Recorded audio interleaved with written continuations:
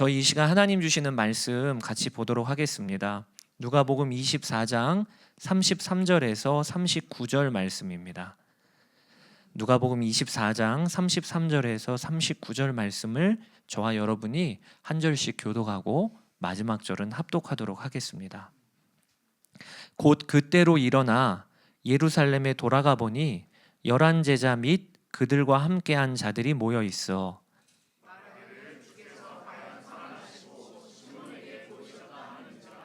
두 사람도 길에서 된 일과 예수께서 떡을 떼심으로 자기들에게 알려지신 것을 말하더라.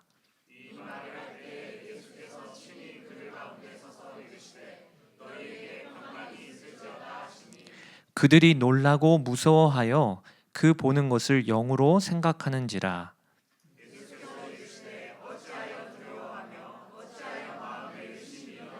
같이 읽겠습니다.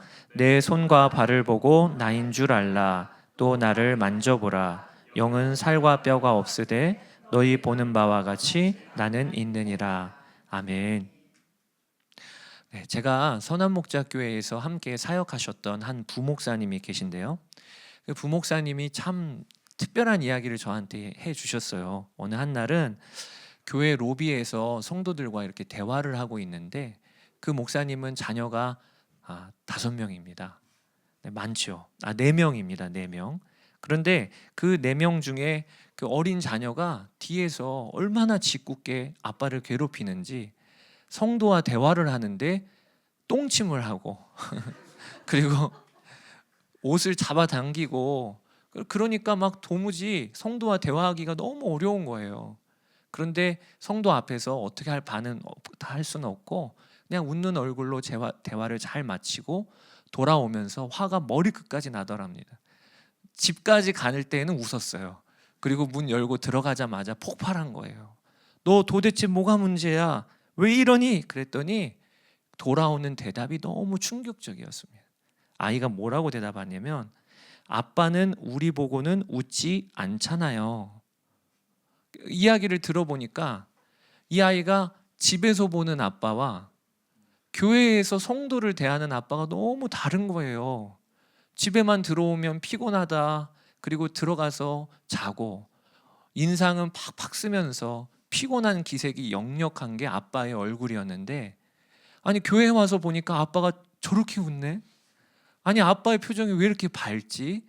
그러니까 이 아이의 마음에는 그게 너무 불만이 된 거예요. 그리고 그걸 어떻게 표현할 방식이 바로 아빠의 옷자락을 쥐고 늘어진 거죠. 그 얘기를 듣는데 그게 충격이 되더래요. 옆에 있던 사모님이 여보, 우리도 성도들처럼 대해주세요. 그렇게 이야기를 하더랍니다. 그 이야기를 했던 그 고백을 정말 눈물을 글썽거리면서 기도 제목을 나누시더라고요. 여러분들은 어떠십니까? 우리 교회는 하나님의 집이지요. 근데 여러분들의 가정도 하나님의 집이십니까? 우리가 이 교회에 와서 하나님께 전심으로 예배를 드리죠. 여러분 가정에서도 하나님께 예배가 올려드려지고 계십니까? 5월 한 달 가정의 달을 맞아서 오늘 한 주를 가정 특별 설교를 하게 돼요. 근데 제가 말씀을 준비하면서 하나님이 이번 한 달 동안에 우리로 하여금 주시는 분명한 기도 제목이 있다는 것을 알게 되었습니다. 그것이 하나님, 우리 가정이 성전되게 해주세요. 특별히 이번 한 주간이 오늘이 어린이날이고 또 이번 주에 어버이날도 있어서 오늘 고향으로 간 청년들도 꽤나 많아요. 근데 5월 한 달 이런 모든 특별 기념 절기를 지킬 때 뭐가 잘 지키는 겁니까? 뭐가 5월 한 달의 가정의 달을 우리가 잘 보내게 되는 것입니까? 다른 게 아니라 우리 가정이 성전되는 거예요. 그 역사가 있게 되기를 바랍니다. 오늘은 특별히 가정에 대한 말씀 중에서도 우리 가정에 하나님의 평강이 어떻게 이루어지는가, 그 말씀을 여러분과 좀 나누고자 합니다. 한 원로 목사님이 그런 간증을 하시더라고요. 본인이 6.25도 경험하고 한국의 근현대사에 정말 경랑 같은 시기를 보내면서 안 해본 경험이 없대요. 가진 고생도 해보고 그리고 또 교계에서 소문이 나고 존경을 받는 교회의 지도자로서도 살아보셨는데, 그러면서 본인 안에 이 세상을 살면서 가장 중요한 게 뭐냐? 누가 나한테 물어보면 즉답이 나오기를 평안입니다 라고 대답하신다는 거예요. 평안입니다, 평안. 물질적으로 아무리 풍요하고 지위와 명예가 갖춰져 있어도 평안이 마음에서 하나 흔들리면 그 모든 조건이 지옥이 되고요, 반대로 지금 다른 것은 다 풍랑이 있는 것 같은 어려운 상황일지라도 마음에 평안이 있으면 다 감당이 되더래요. 그러면서 본인이 자녀들과 손주들을 위하여 기도하는 제목이 뭐냐면, 하나님, 우리 자녀들이 흔들리지 않는 평안을 소유한 자 되게 해주십시오. 그렇게 기도한다는 이야기를 한 원로 목사님이 하시더라고요. 여러분, 우리 가정을 위하여 우리가 기도해야 될 제목이 뭐냐면, 하나님, 우리 가정에 평안이 있게 해주십시오. 그게 우리의 기도 제목입니다. 저도 집에 들어갈 때 언제 제일 행복하냐면, 저녁상이 잘 차려져 있고 아이들이 제가 들어가니까 예의 바르게 다녀오셨어요 인사할 그때 아니에요. 사례비 받는 날도 아닙니다. 언제냐? 집에 들어갔는데 저희 아내가 피아노 치고 있을 때, 찬양하면서. 그러면 제 마음에, 야, 오늘 쉬겠다. 오늘은 집에서 엄청 쉬면서 회복을 누리겠다. 아이들과 함께 막 웃는 소리가 들려요. 그러면 너무 좋아요. 그러니까 여러분, 우리가 우리 가족들에게 줄 수 있는 최고의 선물은요, 내가 평안한 겁니다. 그게 우리 가족들에게는 가장 최고의 선물이요, 기쁨이 되는 거예요. 그러면 도대체 평안은 어떻게 오며 어떻게 누리게 되는 겁니까? 이 일에 있어서 우리 그리스도인들은 대답할 준비가 되어 있어야 돼요. 세상은 평안 어떻게 누리지? 평안 어떻게 오지? 하면 이렇게 대답을 해요. 물질이야, 물질. 기왕이면 높은 지위를 가져야, 그래야 평안하지. 이게 세상의 대답이지요. 가치관이지요. 그런 세상을 살면서 우리는 그리스도인으로서 내가 평안을 누리는 방법이 무엇이 다를까? 내가 그렇게 대답할 내용이 있는가? 이게 오늘 말씀을 통해 우리가 점검하고 붙잡게 되기를 원하는 것입니다. 오늘 본문에는요, 평안을 잃어버린 사람들이 등장하는데 그게 바로 예수님의 제자들이에요. 오늘 본문이 예수님이 십자가 달려 돌아가시고 그리고 부활하셨지만 제자들은 아직 예수님을 못 만났어요. 예루살렘 성 안에 있는 한 다락방에 그들이 모여 있습니다. 그런데 얼마나 두려워하는지 오늘 본문에 보면 아주 재밌는 표현이, 모인 곳의 문을 다 닫았더라, 이렇게 표현을 합니다. 19절에 이날 곧 안식 후 첫날 저녁 때에 제자들이 유대인들을 두려워하여 모인 곳의 문들을 닫았더니, 이게 그대로 그림을 보여주는 거죠. 그들의 마음 상태가 얼마나 두려운지. 다 건장한 물고기를 잡고 또 세리와 같은 그 세리 현장에서 의학스럽게 일했던 그 건장한 사람들이 많이 모여 있음에도 불구하고 바들바들 떨면서 하는 행동이 문 걸어 잠그고 창문 걸어 잠그고, 이게 그들의 마음 상태를 지금 보여주고 있는 거예요. 두려움에 떨고 있는 거죠. 그 제자들의 모습이었어요. 그런데 여러분, 이 제자들은요, 바로 얼마 전까지는요, 의기양양했던 자들입니다. 예수님이 예루살렘 성에 입성하실 때 그 옆에서 함께 입장하고 행진하면서 얼마나 의기양양하게 기대와 소망을 가지고 예루살렘에 입성했습니까? 그리고 또 오늘 본문으로부터 불과 3일 전에 다락방에서 마지막 성찬 식사를 하실 때 그들은 꿈에 부풀어 있었어요. 왕의 등극을 기다리면서 나는 영의정할 거야, 나는 우의정할 거야, 이런 식으로 그들은 꿈에 부풀어 있었어요. 그런데 3일 지난 지금 그들은 가장 나약한 모습으로 지금 있는 것입니다. 근데 이 제자들은 어떤 자들이냐? 주님으로부터 말씀을 들었던 자들이에요. 두려워하지 말아라. 하늘 아버지께서 너희 머리털까지 세신바 된다. 하늘에 나는 새도 먹이시고 들의 백합화도 입히시니 하물며 너희일까 보냐 두려워하지 말아라. 이 주옥과 같은 말씀을 주님으로부터 직접 들었던 자들이에요. 뿐만 아니죠. 그들은 풍랑이는 바다가 주님의 명령 하나로 잠잠해지는 것도 보았어요. 죽은 나사로가 주님의 말씀 하나로 그렇게 무덤을 열고 나오는 것도 보았던 현장에 있던 자들이에요. 그러니까 그들은 주님의 말씀도 익히 알고 있었고 놀라운 체험도 현장에서 했던 자들입니다. 그런데 그랬던 그들이 무너지는 데에는 단 3일밖에 걸리지 않았다는 거예요. 그러니까 여기서 우리가 알게 되는 게 있어요. 훈련이 우리에게 평안을 가져다 주는 게 아니에요. 열심히 훈련을 받고 열심히 내가 단련을 받는다고 그게 내 마음에 평안을 가져다 주고 우리 가정에 평안을 가져다 주는 게 아니라는 거예요. 아무리 놀라운 경험을 했다 한들 그것이 평안의 이유가 될 수가 없어요. 어떤 지식을 갖고 있는다 한들 그것이 나를 흔들지 않는 평안의 근거가 될 수 없다는 거예요. 저는 오늘 본문을 읽을 때마다 예수님께서 참 재밌는 분이라는 생각을 하게 됩니다. 제가 신학교 다닐 때 재밌는 책 중에 하나가 예수님의 유머라고 하는 책이 있었어요. 우리가 성경을 읽으면 예수님은 유머러스 하신 분이세요? 딱딱한 분이세요? 딱딱한 분이에요. 분명하게 대답을 하셨어요. 그런데 그 당시에 사회로 들어가 보면 예수님이 이 씨 뿌리는 자의 비유를 할 때 그 비유가 그 당시 사회에서는요 드라마 보듯이 우리가 지금 연속극 틀어놓듯이 너무 재밌었다는 거예요. 그러니까 예수님의 이 어법과 화법은 참 재밌으신 분이었다 하는 게 이제 그 책의 내용이에요. 그 당시 시대상의 어떤 설명과 함께. 근데 저는 오늘 본문이 재밌는 장면이라고 생각이 듭니다. 어떤 점에 재밌냐? 성도들이 지금 두려워 떨고 있어요. 제자들이.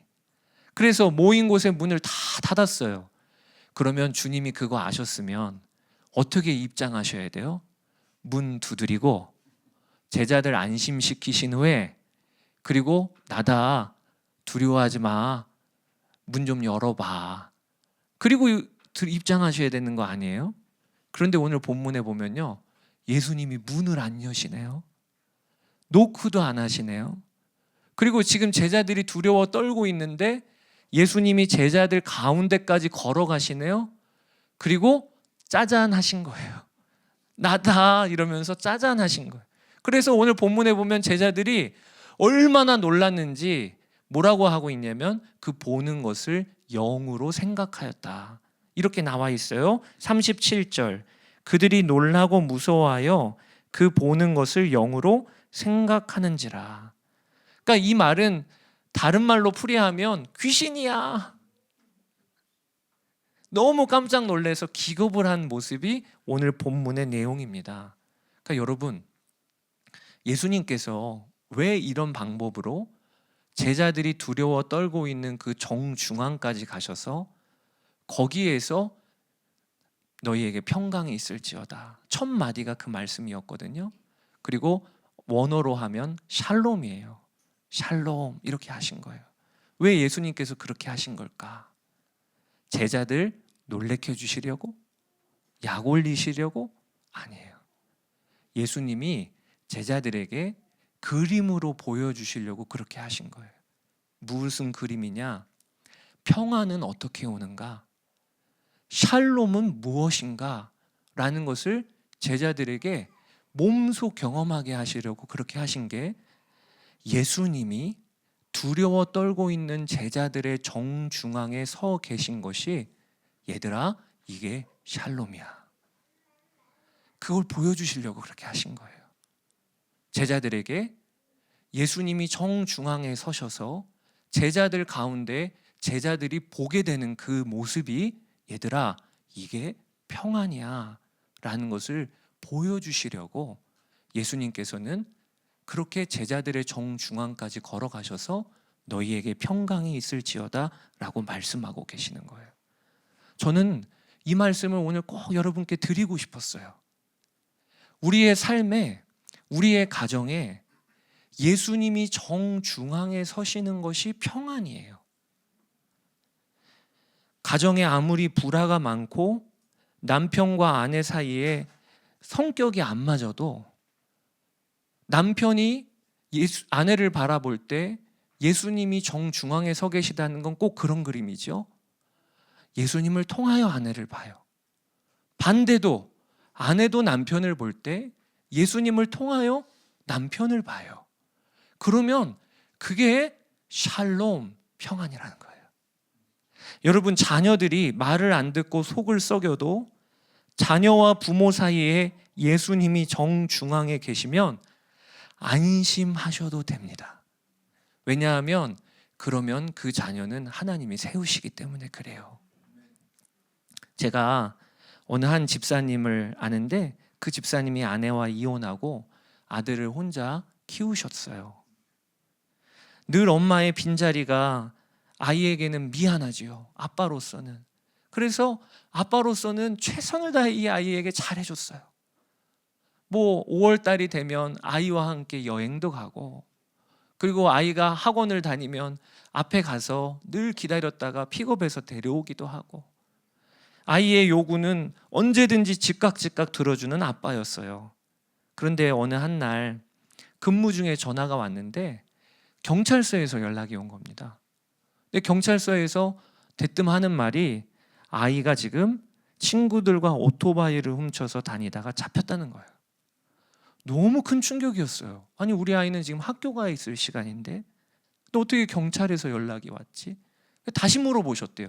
다시 그 이름 좀 알려주세요. 번호 좀 확인해 주세요. 내 아이라고 여겨지지를 않으니까. 그런데 맞는 거예요. 알고 봤더니 이 아이가 학교 간다고 아빠하고 인사는 해놓고 학교를 안 다닌 지 오래됐어요. 친구들과 함께 여기저기 놀러 다니면서 나쁜 짓을 하고 놀 돈을 충당하기 위해서 물건을 훔치는 일을 하다가 잡힌 거예요. 하늘이 무너지는 것 같더래요. 하늘이 노래지더래요. 어떻게 이럴 수 있나 하면서 처음에는 황당하다가 나중에는 분노로 이어지더랍니다. 내가 너를 어떻게 키웠는데, 내가 그동안 너에게 얼마나 헌신적으로 섬겼는데 이럴 수가 있나. 그리고 조퇴를 하고 경찰서로 달려가셨어요. 근데 가보니까 도착하자마자 또 다른 학부모가 도착을 한 거예요. 아이들이 모여서 지금 앞에 앉아 있죠. 그런데 같이 도착한 아버지가 오시자마자 자신의 아이를 얼마나 무섭게 때리는지, 경찰이 제지할 틈도 없이 아이를 그냥 손찌검을 하는 겁니다. 경찰도 막 나와서 말리는 거예요. 그 모습을 보는데 아이와 눈이 마주쳤어요. 근데 아이가 나도 죽었구나, 이제 내 차례구나, 눈망울이 그냥 두려움에 겁에 질려서 눈이 동그래져 있더래요. 그때 그 순간 이 집사님의 마음에 어떤 마음이 들었냐면 주님 생각이 나더라. 나도 얼마나 나중심으로 살면서 아내와 아이에게 아픔을 주었을까. 그래서 결국에는 가정도 이혼을 하고 이렇게 아이와 함께 사는데 나도 얼마나 나중심으로 살면서 아이에게 상처를 주었을까. 그런데 그런 나를 주님은 품어주셨지.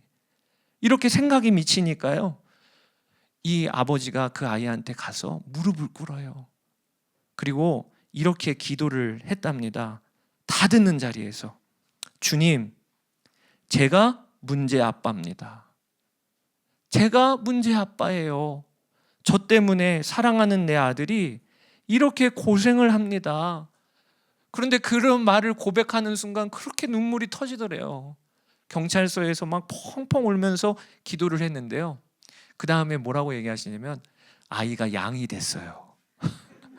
아이가 양이 됐대요. 그 다음부터는 아빠가 어디 가자, 그리고 기도하자. 네. 여러분, 예수님이 정중앙에 서시면 샬롬이 임해요. 그 역사가 우리 가정 가운데 있기를 원하는 거예요. 예수님이 오늘 너희에게 평강이 있을지어다 라고 하실 때 그 헬라어 단어가 에이레네라고 하는 단어입니다. 근데 이 에이레네는 그 당시에 두 가지로 번역이 될 수 있었어요. 하나는 라틴어의 팍스라고 하는 단어의 평화입니다. 근데 이 팍스는요, 어떤 의미인지 한 번씩은 들어보셨죠? 로마의 평화할 때 팍스 로마나라고 얘기를 해요. 근데 이 팍스는 어떤 개념이냐면 다 정복했을 때, 위험 요소들이 다 지금 딱 손에 잡힐 때, 그래서 로마가 어느 한 지역을 정복하고 그리고 불화의 싹을 다 잘라버리고 반항하는 사람들 다 억누르고 그 상황에서 팍스, 로마가 지금 평화를 누리고 있어. 정복했어. 이 팍스의 평화예요. 근데 예수님께서 에이레네 하실 때 그 에이레네 샬롬은요, 팍스의 샬롬이 아니에요. 이건 오히려 구약에 나와 있는 하나님과의 평화라고 할 때 관계적인 용어예요.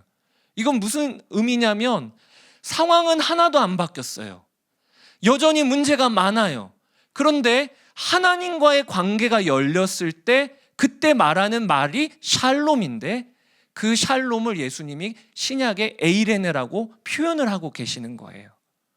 그러니까 여러분, 우리에게 주시는 하나님의 평화는요, 어떤 평화냐면 상황과 문제가 여전히 경랑이 일고 풍랑이 일어도 하나님과의 관계가 열리고 온전해서 그 하나님이 우리에게 부어주시는 샬롬의 평안을 주님이 약속을 하고 계시는 거예요. 이게 우리에게 주어지는 평안입니다. 인생을 살면서, 가정을 살면서 내가 아무리 통제하고 내가 아무리 가지치기를 하려고 해도요, 우리 가정에 경랑이 일어요. 관계가 틀어질 때가 오고 오해로 인하여 마음에 분노가 일어날 때도 있어요. 자녀들이 내 뜻대로 안 돼요. 부부관계도 사랑이 안 될 때가 너무 많아요. 부모님의 모습을 통해서도 내 안에 왜 저렇게 말씀하시고 행동하실까라는 모습이 비춰질 때가 있어요. 이것은 앞으로 해결될 일이 아니고 우리가 하나님 나라 갈 때까지는 끊임없이 일어나는 파도와 같은 일들이에요. 그런데 하나님께서 우리에게 주시는 평안은요, 그거 해결해 주시는 평안이 아니고 그게 여전히 있더라도 다 덮고도 남는 하나님으로부터 부어주시는 평안을 하나님께서 우리에게 허락해 주신 거예요. 제가 어렸을 때 어머니 손잡고 철야 예배나 부흥회 가면 자주 들었던 찬양이 있었어요. 그것이 저희 할머니와 같은 나이에 계신 어르신들이 내게 강 같은 평화, 내게 강 같은 평화, 내게 강 같은 평화 넘치네.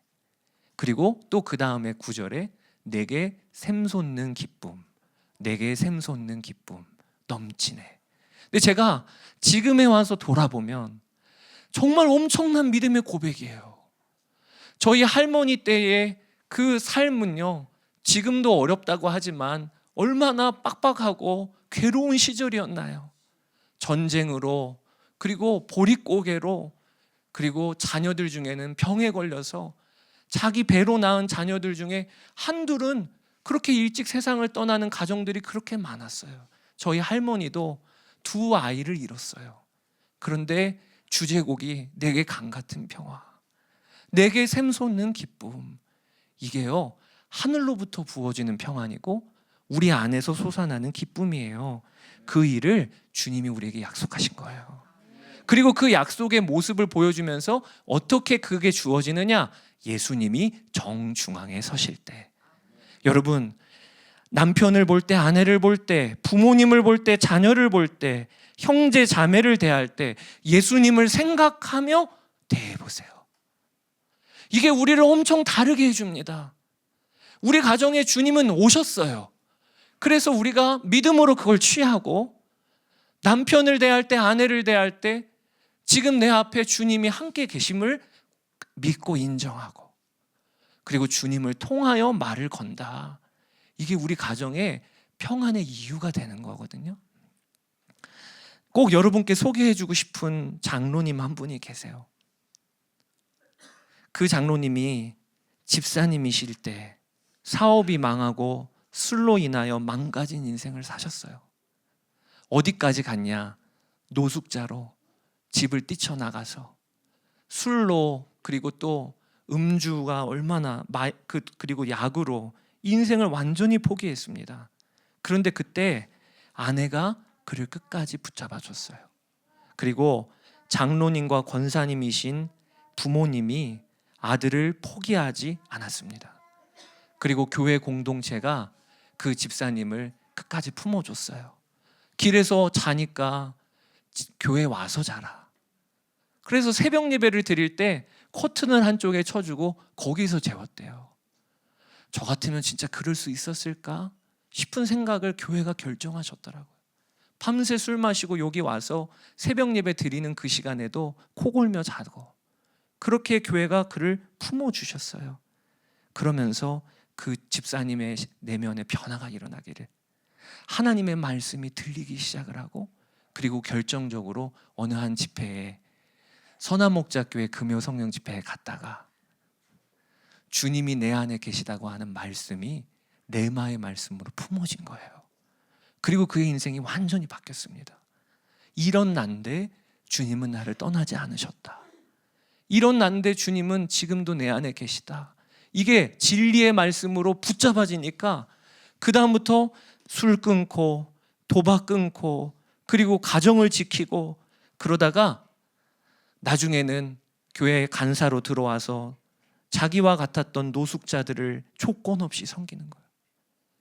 노숙자들이 부르면 새벽에도 달려나가고, 그들이 필요하다고 하면 자신의 지갑을 찢어서 다 채워주고, 나중에는 같은 교회 집사님에게 자신의 간을 내어주기도 했어요. 그러다가 장로님이 되셨어요. 선한목자교회 장로님이. 근데 그 장로님이 그런 이야기를 하시는 거예요. 그럼에도 한 가지 고비가 있었대요. 그게 누구냐면 큰아들. 큰아들이 지금 본인은 내 안에 계신 예수님이 복음의 진리로 인하여 변화됐지만, 내가 가장 하나님을 떠나 있을 그때 이 아이가 받은 상처가 너무 큰 거예요.